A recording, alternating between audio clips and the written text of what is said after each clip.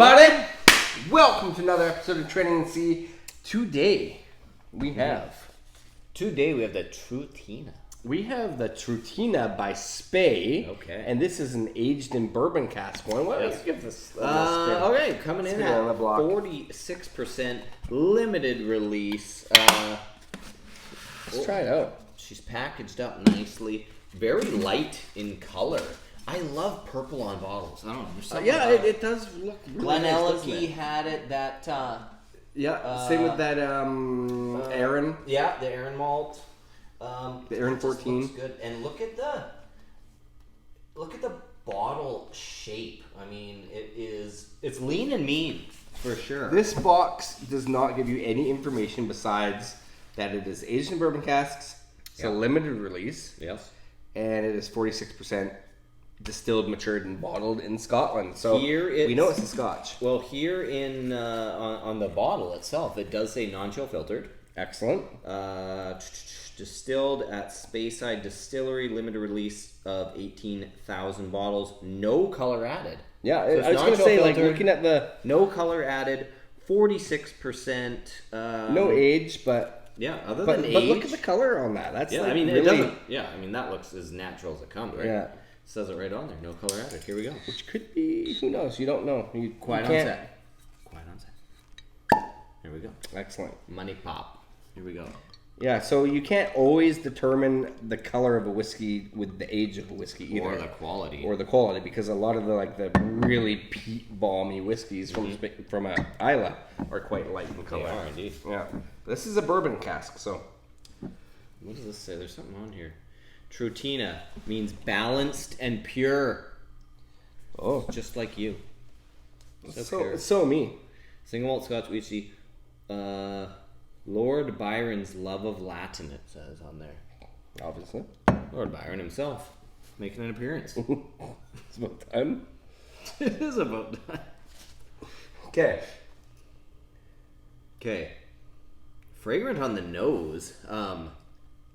I'm up front instantly getting quite a lot of like that toffee caramel kind of thing. Yeah, you're right. But like, there's something almost floral in there too. Yeah. But you're right, it is toffee caramel. Maybe a little bit of spice, but not the last one. There was like a little bit of that, quite a lot of that biscuity thing, and I'm not getting that as much. But no, there's like a lemon zest though too, because it's like. I think you're right. I think that like the toffee caramel thing's up front, and there's some like secondary flavors of like the little bit of like lemon zest and these natural colors and natural presentation. Mm-hmm. Sometimes it takes a bit after the cork pop, the pork chop, the pork chop to really get these things booming. But it's already there. It's funny. It's just the layers aren't quite there yet. Well, we do these videos, and then it's like. We usually finish the dram after the video, and you're pulling so much more out of it, like in the 5, 10, 15 minutes after you've done the video. I almost have to rough this one up a bit and then take a huge nose. Okay, well, let's take a sip and then return. Here we go.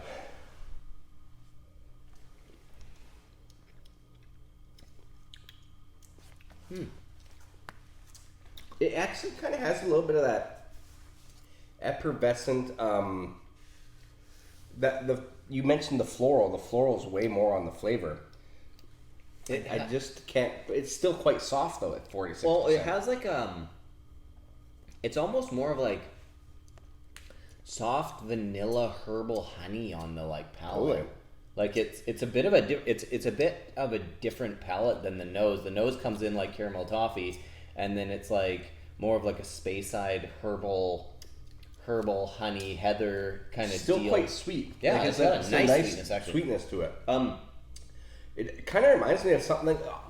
Honestly, it kind of reminds me of something like this would be an unpeated version of something. Right. It's like an unpeated Islay. There's even like a little bit of this like slightly soapy characteristic on it. Yeah. Right? Which of course always reminds us of like an old Paltney or something. But only as a bit of an afterthought. Do you know what? Was it this one that you mentioned? Oh no, never mind.